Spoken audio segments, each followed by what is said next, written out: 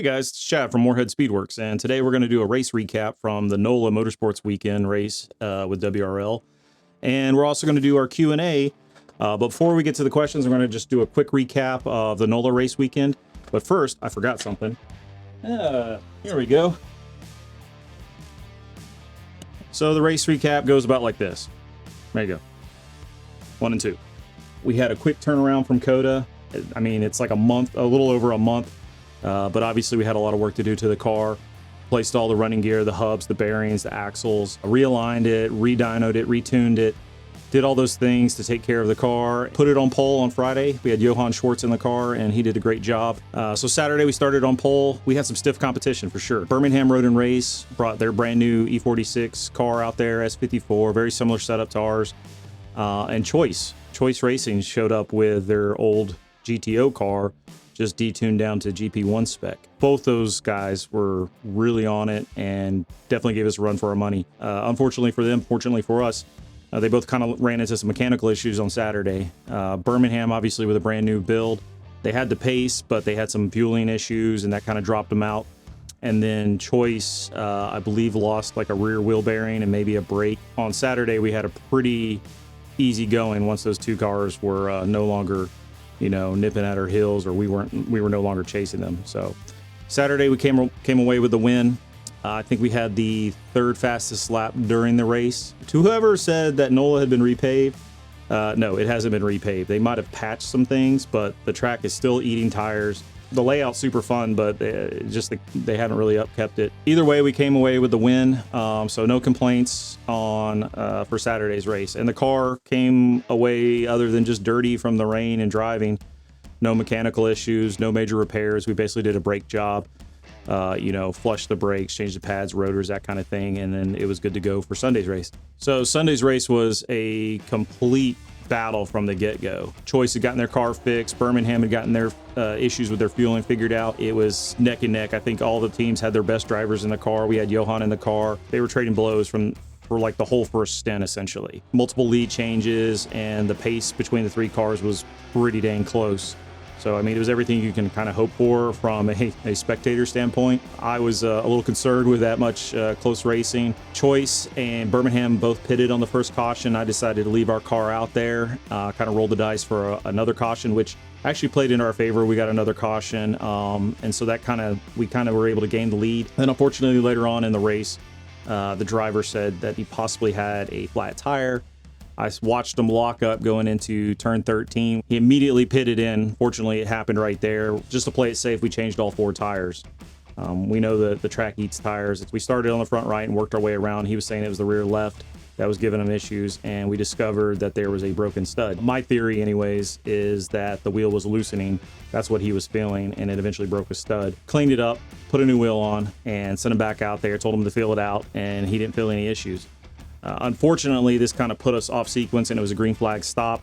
But worse was it meant our driver was approaching his 4-hour maximum stint time. We didn't have another driver ready to go. We had to do another unscheduled off sequence green flag stop to put our second driver in, and we did that right at like the 3-hour 59-minute mark. It was close. So we got our second driver in, and at this point, we've had 2 unscheduled green flag stops, so it kind of put us down the order. Unfortunately for Birmingham, fortunately for us, they had some off-track issue and potentially broke the car, but it kind of put us in a position where we had second place locked down, and first place was like a little over a lap up on us.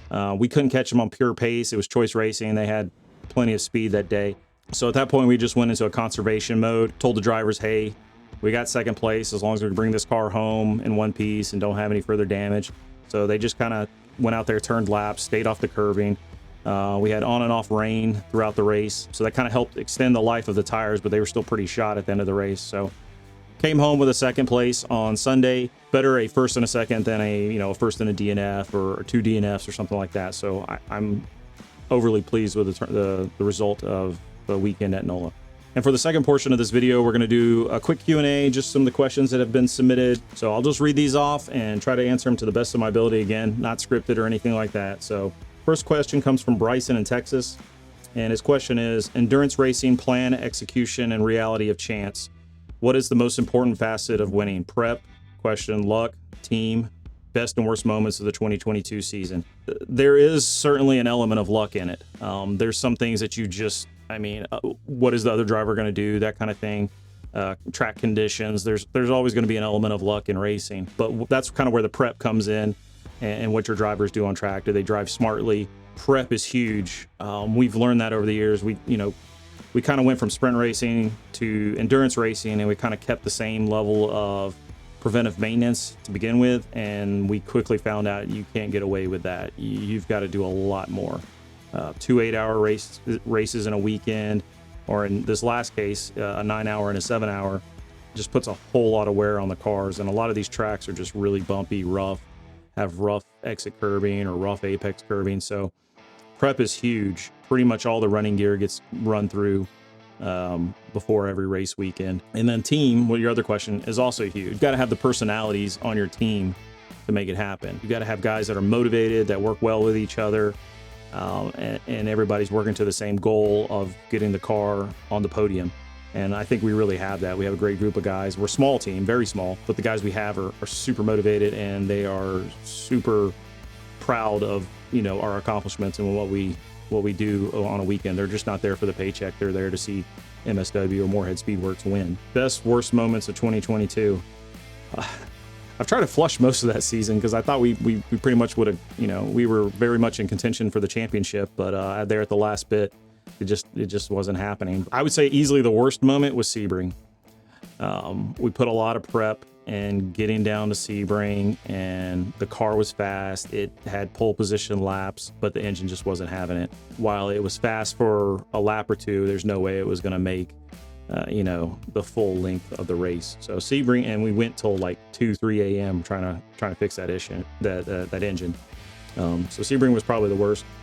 The best, we had a fair amount of wins. I'd probably say Mid-Ohio, because we won both days, and it was terrible weather. It was like snowing, sleeting. We were freezing in the pits, wet track, Mid-Ohio.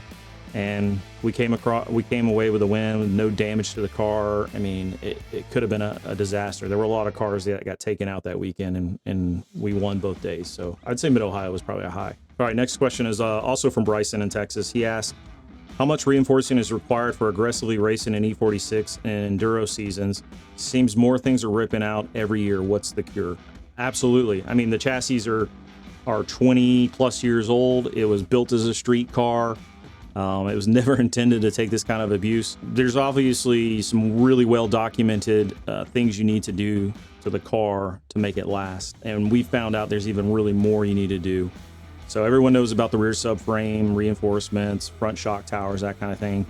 What we've learned over the years is you also got to take care of the front sway bar mounting points. You've got to take care of the front subframe, and I don't just mean the engine mounts. Everyone was reinforcing their engine mounts because they were doing dumb things like solid engine mounts, but you also got to reinforce where the front control arms attach to the actual front subframe. We had one just completely destroy itself at VIR. You got to do that, and if the rules allow it, definitely tie in the rear subframe to the cage, because we've seen even if you reinforce where the rear subframe attaches to the chassis, that will stop cracking. But then the problem is the weak area becomes where the fuel tank area on the stock chassis.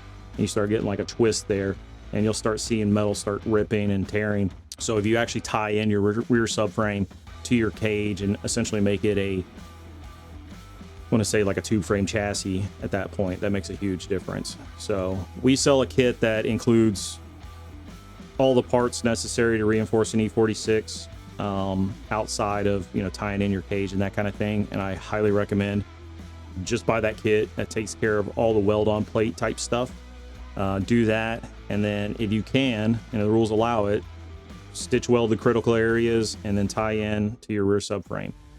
We found that on 147 because the cage was never built as an endurance race car cage. It was originally built as a Spec E46 cage. So we weren't allowed to do things like tie in to rear subframe, to B pillars, to A pillars, that sort of thing, or stitch weld. And what we've done over the years, having engines in and out, is we've started stitch welding things and adding additional reinforcements here and there, just because the car's slowly kind of ripping things here and there. All right, next question comes from Hunt in Maryland. And he says he wants a more detailed video on your bumper splitter setup for the Endurance 330, or better yet, sell the kit and I can just buy it. I've been building a couple and yours is way cleaner than mine. So the splitter and bumper setup that's currently on 147 has actually gone through a few revisions. The one that's currently on it, and the one you're probably talking about, the front air dam portion is made by Artisan Research. He's the same guy that makes the carbon fiber floor pans for E46s, and he makes some other cool parts. But that just does a nice job of kind of fully reinforcing the cheap eBay front bumper on those cars. And then for the splitter itself, we've been running a Klaus Composites front splitter for the longest. We have his second version of it currently on the car, which you might have seen in some of the photos from NOLA. And then we also have a new splitter, which we haven't test fitted or fitted up yet, from Artisan Research. And then the big thing with the splitter mounting, and I see people do this wrong all the time, I got actually a couple cars in the shop this way, is they completely rigidly mount the splitter. They use like steel brackets, they have like fancy adjustments and this and that on them. You need to have some form of flex in the mounting of your splitter, not flexing down, but allowing it to flex up and maybe a little side to side, because the car is going to go off track at some point. And if you have a completely rigid mounted splitter, it's going to buckle. It's either going to break the mounts, it's going to break the splitter, it's going to break something, and then you're going to be left dragging a chunk of carbon fiber around the track until you get back in the pits, and then you got a long repair to try to fix that. Don't solidly mount them. If you look at most of the factory cars, the GT4s, GT3s, and things like that, a lot of them, they'll use cables, like steel cables, so it can ride over those, curbings or off track or what have you, but it doesn't allow it to flex down, so it can still, perform the purpose of creating downforce on the front of the car. So we do that, and then we use rubber isolators at the rear of the splitter, so it allows it to flex up and flex up, back down to a fixed position, and then also allows it a little bit of side-to-side flex. So we bump into anything, generally it'll flex enough to where it doesn't create damage. The other part of that is you need some sort of flexible material between the splitter and your rigid air dam, whatever it is, or lip. And so we use, on the latest one we've done and we've had good results with, is EVA foam. And you can buy big, thick sheets of this EVA foam, and it's really easy to cut. That EVA foam it's fairly stiff, but it's not so stiff that it won't compress a little bit. And so that's what we use to take up the gap between the top of the splitter and the bottom of the air dam. And then no lie, hot glued it to the top of the splitter. I tried all kinds of other adhesives, epoxies, what have you, and I found that just generic hot glue from Lowe's or Home Depot held it on the best. And then I coated the whole EVA foam spacer with plastic dip, and just a couple cans of black matte plastic dip from a hardware store, and that kind of seals it in and keeps fluids from absorbing into the foam. Hopefully that answers your question about the splitter. So for our next question, we have Beer Emoji and from the land of many broken BMWs. Not sure who that is, but his question is, who's your Öhlins rebuilder and how often do you have them serviced for the 147? So the Öhlins that are on the car originally came from PSI out in Sonoma, at the Sonoma Raceway in California. But currently, we're having them serviced by 3DM Motorsports or 3DM Suspension. Barry is the guy's name, as the owner. And they're in North Carolina, and so is Öhlins North America. He currently does our rebuilds and new builds of the Öhlins suspension. And as far as how often we have them rebuilt, depending on the track. So if it's like a really tough, hard track, so like Sebring and surprisingly Coda, a lot of times we'll rebuild them immediately after the race. But typically it's every other event, every other race. So about every 40 hours of race time, we send them off to have a refresh. I don't want to say rebuild because there's different levels of rebuild. There's, like a full-on rebuild where they replace every, wear item in it. And then there's ones where they just, take care of, the seals and re-dyno it and make sure it's good.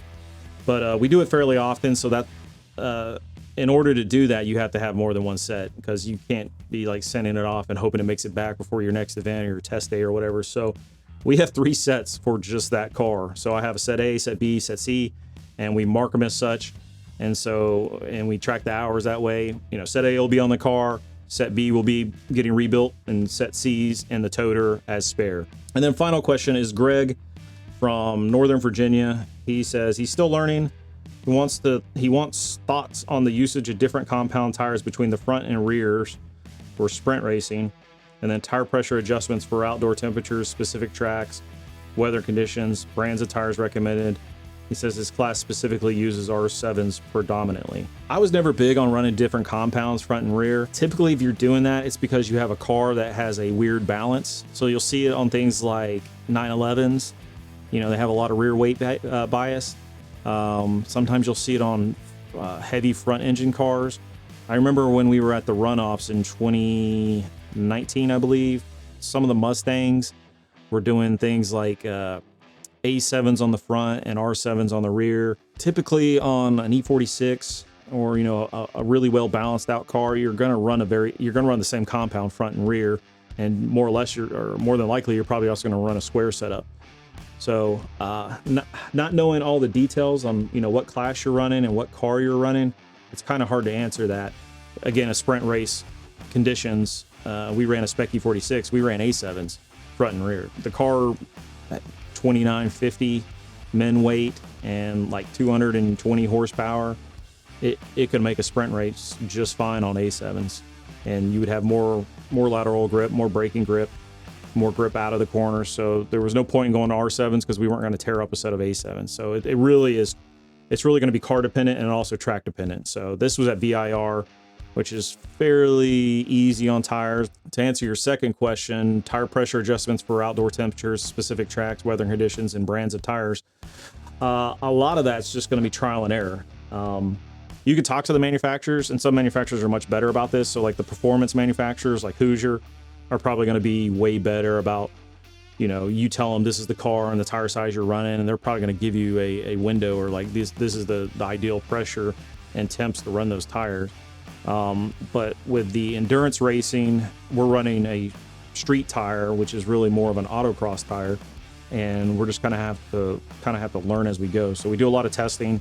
You know, we put the tires on, and we kind of have a ballpark figure as far as temperatures go. You know, see if that works. Like, so if I start with Falcons and they like 37 hot, and then we go to the Bridgestones, we'll try them at 37 hot, and then, you know, maybe they're getting greasy, or maybe they don't feel like they're getting up to temp, and so we'll just kind of play in that window. And you're really talking like 1, 2, maybe 3 psi difference. And then as far as setting temps or pressures based on track conditions, what we like to do is actually physically run the tire on the car on like a Friday or a Thursday test day, and do bleed downs and get pyrometric tire temperatures, get pressures, and get it into the window that it likes to be in. Once it's stabilized and it's no longer climbing or dropping, we'll leave those tires alone.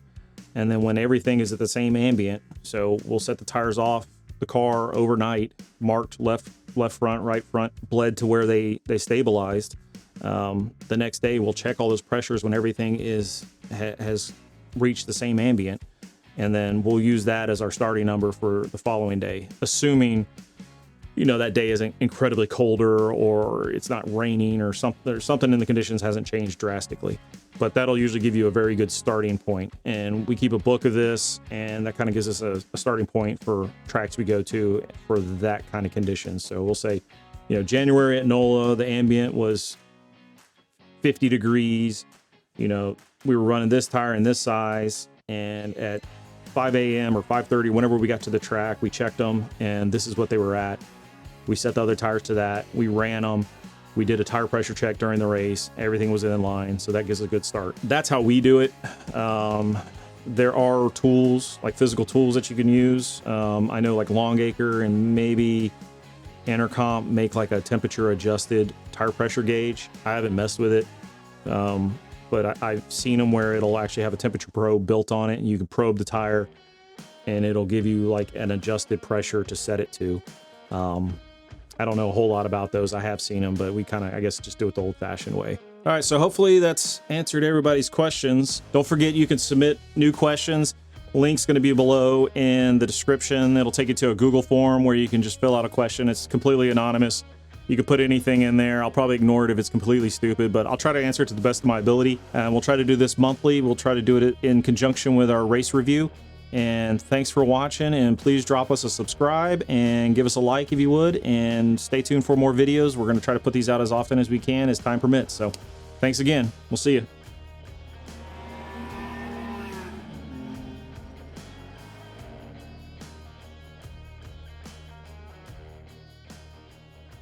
I'm going to be doing, I'm looking at the fucking monitor.